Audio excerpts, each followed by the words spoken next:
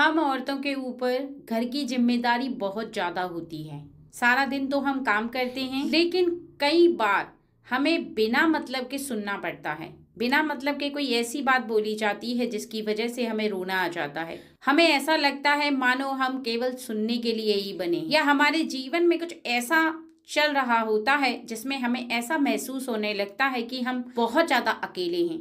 अगर आपके साथ भी ऐसा होता है तो आज की इस वीडियो से 10 ऐसे रूल रेगुलेशन जानते ही आपके जीवन से परेशानी, दुख, रोना, तकलीफ सब गायब होने वाली है। क्योंकि ये 10 रूल्स आपको सिखाएंगे कि आपको जीवन में कैसे खुश रहना है, कैसे आपको जीवन में अपनी जिम्मेदारियों को निभाते हुए परेशानियों से लड़ना है। जीवन में आप अपने परिवार वालों के सामने उनकी बोली हुई बात का कैसे उत्तर दें, या फिर आपके जीवन में आपका जो बार बार दुखों का सामना करना है, रोने की जो आपकी आदत है वो पूरी तरह से समाप्त हो जाएगी। आपको बिल्कुल रोना नहीं आएगा, बल्कि आप खुश और हमेशा खुश रहेंगे। ठीक है, तो चलिए पहला नंबर 1 ये है कि जब भी आपका रोना आए किसी भी बात पर, चाहे आपके परिवार के व्यक्ति कुछ बोले, हस्बैंड कुछ बोले, माँ कुछ बोले, या फिर पिताजी यानी आपके सास ससुर कुछ बोले, या फिर आपके मम्मी पापा कुछ बोले, फैमिली में कोई भी मेंबर आपको कुछ बोलता है, तो आपको ये ध्यान रखना है कि उस व्यक्ति की बात का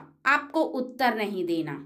अगर आपने उनकी बात का उत्तर दिया तो आपको ज्यादा कष्ट होगा। फिर आपको 2 बातें और सुनने के लिए मिलेंगी, क्योंकि वो बड़े हैं और कहीं ना कहीं ये बात फिर बढ़ती चली जाएगी। एंड में आकर के आपको दुख होगा, इसलिए आप उनकी बात को सुने और इस तरह से सुने कि मानो ऐसा लगे आपने सुना ही नहीं है। यानी उनकी बात का ध्यान तो दें कि वो क्या कह रहे हैं। अपने काम पर भी ये ध्यान दें कि क्या आपने जैसा वो बोल रहे हैं सच में वैसा किया है या नहीं किया है। अब यहाँ पर आते हैं 2 पॉइंट। सबसे पहला पॉइंट ये कि अगर आपने कोई ऐसी गलती की है जिसकी वजह से वो आपको कुछ कह रहे हैं, तो आप अपनी गलती को सुधारें और उनसे कुछ ना कहें। इसमें आपको दुखी होने की जरूरत नहीं है। और दूसरी गलती ये है कि अगर आपने कोई गलती नहीं की है फिर भी वो आपको सुना रहे हैं, तो निश्चित ही आप एक कान से सुने और दूसरे कान से निकाल। यानी आपको वो बात अपने अंदर धारण ही नहीं करनी है, क्योंकि वो बड़े हैं और आप छोटी हैं। तो आप अगर 1% सुन लेंगी उसके लिए आपका कुछ जाएगा नहीं, लेकिन किसी भी प्रकार से आपको इन दोनों पॉइंट्स में से दुखी नहीं होना है, क्योंकि ये 2 ही पॉइंट्स होंगे जिसकी वजह से आपको कुछ भी सुनने के लिए मिलेगा, या फिर पति से, या फिर माता पिता से, या सास ससुर से। ठीक है, अब रहा दूसरा पॉइंट। अगर आप काम के बोझ से परेशान हैं, यानी आपके घर में इतना सारा काम है, इसे करते करते आप थक जाती हैं, तो एक बात का खास ध्यान रखें कि किसी भी काम को करते समय आप बिल्कुल अपने मन को गुस्से में ना रखें।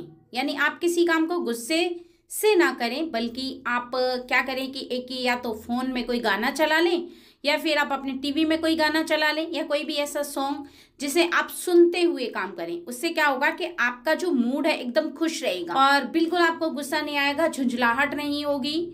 और कुछ काम ऐसे हैं जिनको आप शॉर्ट फॉर्म में आगे पीछे टाइम में करके रख सकते हैं, वो भी मैं आज आपको टिप्स में बताऊंगी।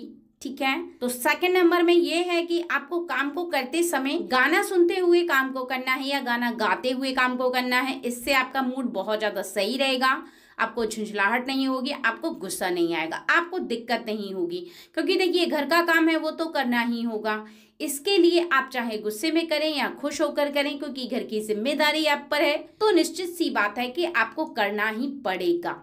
ठीक है, अब रहा तीसरा टिप्स। आप हमेशा जब भी घर का काम करती हैं, चाहे वो दाल चावल हुआ, या फिर आपको घर का कोई भी ऐसा सामान जैसे कि सब्जी काटना हुआ, पालक काटना हुआ, या फिर कोई भी ऐसा काम है जिसकी वजह से आपको सुबह बहुत ज्यादा गुस्सा आता है, या आपको रोना आ जाता है, या आपको बहुत ज्यादा टाइम लगता है जिसकी वजह से आपको दिक्कत होती है, तो उसे क्या करें, जब आप खाली टाइम में रहती हैं, जैसे कि एक शाम का समय होता है जिस समय हम छत पर बैठे रहते हैं, या फिर हम घूमते रहते हैं यहाँ वहाँ छत पर, या फिर हमारा एक ऐसा समय होता है जिस समय हम टीवी देख रहे होते हैं, बहुत अच्छे से एंजॉय कर रहे होते हैं, यानी दोपहर का टाइम या शाम का टाइम, कि हमें कल सुबह वो सब्जी बनानी है, तो आप क्या करें कि उस सब्जी को छांट करके टीवी देखते देखते हुए उस सब्जी को छांट करके काट करके रख दें। ठीक है, फ्रिज में एक पॉलिथीन में रख सकते हैं या फिर कोई ऐसा बर्तन लें जिसके अंदर पूरी तरीके से आप ढक करके रख दें। उसे थोड़ी सी भी हवा नहीं लगनी चाहिए, जिससे कि वो पालक कल सुबह तक ऐसा का ऐसा रहेगा और सुबह आपको दिक्कत का सामना नहीं करना पड़ेगा।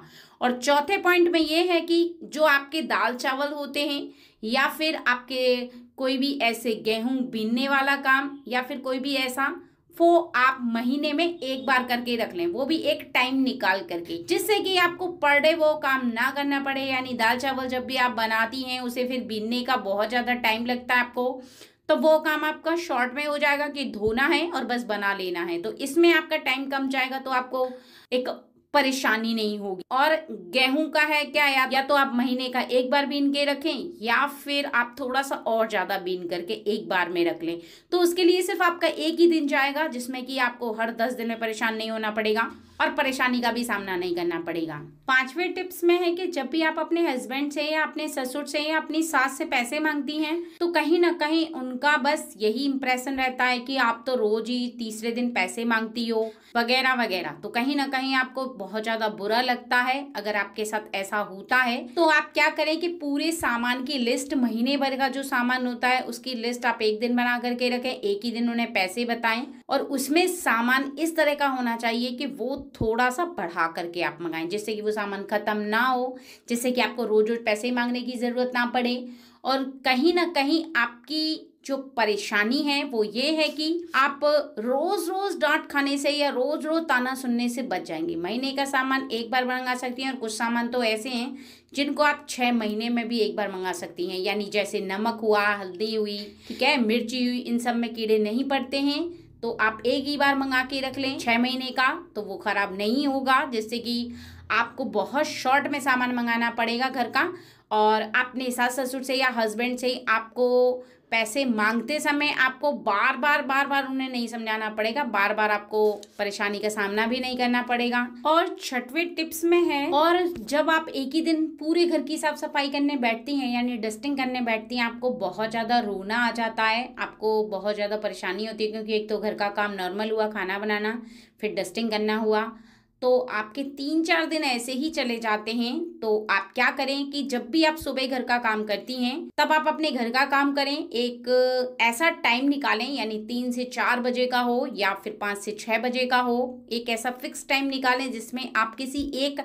ऐसी जगह की सफाई करना निश्चित रखें जिसमें कि आपको ओवरऑल घर की जो साफ सफाई है उसको करने में ज़्यादा दिक्कत का सामना ना करना पड़े। क्योंकि एक ही साथ अगर आप 3-4 दिन अपना समय लगा करके पूरे घर की साफ सफाई करती हैं यानी डस्टिंग करती हैं, तो फिर आपको बहुत ज़्यादा रोना आ जाता है, बहुत ज़्यादा आपको तकलीफ होती है और फिर ऐसा लगता है कि बहुत ज़्यादा हो रहा, यानी काम का जो बर्डन होता है वो बहुत ज़्यादा हो जाता है। 7वां टिप्स है कि आपको बाहर जाने का मन होता है यानी घूमने फिरने का मन होता है, तो ऐसे में आप क्या करें कि कोई भी अपनी पसंदीदा मूवी लगा करके उसे देखें या फिर बगीचे में चले जाएं। कुछ हरे पेड़, कुछ हरे पौधे या फिर घास या फिर कोई ऐसी पौधे को आप लगाएं जिसे लगाते समय आपको बहुत ज़्यादा सुकून मिलेगा और कहीं ना कहीं आपका जो दिल है वो कहीं ना कहीं बहुत ज़्यादा बहल जाएगा। आपको ऐसा लगेगा कि हाँ सच में आप बाहर में बैठी हुई हैं और काफ़ी अच्छा फील कर रहे हैं। या कोई अपनी पसंदीदा मूवी लगाएंगे और आप अपनी पसंदीदा मूवी देखेंगे तो आपका मन कहीं ना कहीं बहुत ज़्यादा खुश होता है। और कहीं ना कहीं अगर ये भी आप नहीं कर रहे हैं तो आप अपने घर में अपनी फैमिली से, अपनी मम्मी से बात करें या फिर किसी ऐसी फ्रेंड से बात करें जो कि आपसे बहुत ज़्यादा अटैचमेंट रखती है। और 8वें टिप्स में है कि जब भी आप कमज़ोर पड़ती हैं, जब भी आप रोने लगती हैं किसी भी कारणवश, तो आपको अपने दिल को समझाना होगा कि आप कमज़ोर नहीं हैं, आप बहुत ज़्यादा मजबूत हैं। आपको किसी के सामने कमज़ोर नहीं पड़ना है, खुद को कमज़ोर नहीं समझना है। आपको सभी खुशियाँ मिल रही हैं क्योंकि जैसा आप दिल को फील करेंगे वैसा ही आपको महसूस होने लगेगा। धीरे धीरे करके अपने आप को उसी माहौल में ढालने की कोशिश करेंगी। अपने आप को खुश रखने के लिए छोटी छोटी चीज़ों को खाएंगी, छोटे छोटे काम को करेंगी और उसमें अपनी खुशियों को ढूंढेंगी तो निश्चित ही आप बहुत ज़्यादा खुश रह पाएंगी। 9वां टिप्स में है कि जब भी आपके हस्बैंड घर में आते हैं या फिर सास ससुर जो आपके हैं जिनको जो पसंदीदा खाना है ज़्यादातर आप उनको वो बना करके दें जिससे कि उनका मूड भी सही रहे। और आपके हस्बैंड की पसंदीदा खाना आप अगर उनको बना के देती हैं तो उनका जो मूड है वो भी सही रहता है। कहीं ना कहीं आप दोनों के बीच में प्रेम बढ़ता है और किसी भी बात के लिए फिर वो मना नहीं करेंगे आपको, चाहे वो पैसे देना हुआ या घर की जो भी जिम्मेदारी हुई, तो आप उनका ज़्यादा से ज़्यादा ख्याल रखें। और 10वें टिप्स में है कि जब भी शाम होती है तो आप अपने हस्बैंड से, अपने पार्टनर से बहुत ज़्यादा अच्छी बातें करें। 1 घंटे आप दोनों बातें करने के लिए ज़रूर निकालें, क्योंकि ये जो टाइम होता है इसमें आप एक दूसरे के पूरे दिन की जो बातें होती हैं वो शेयर करती हैं, तो कहीं ना कहीं आपका जो स्ट्रेस है वो कम होता है और कहीं ना कहीं आपके जीवन में जो भी आपको दिक्कत होती है तो वो आप शेयर कर पाती हैं उनसे। क्योंकि जब तक आप उनसे अपनी दिल की बात शेयर नहीं करेंगी तब तक आपको ऐसा नहीं पता चलेगा कि कोई आपका साथ दे रहा है, और आपके पार्टनर को भी पता नहीं चलेगा कि आपके जो जीवन है उसमें कौन सी परेशानी आ रही है। ठीक है फ्रेंड्स।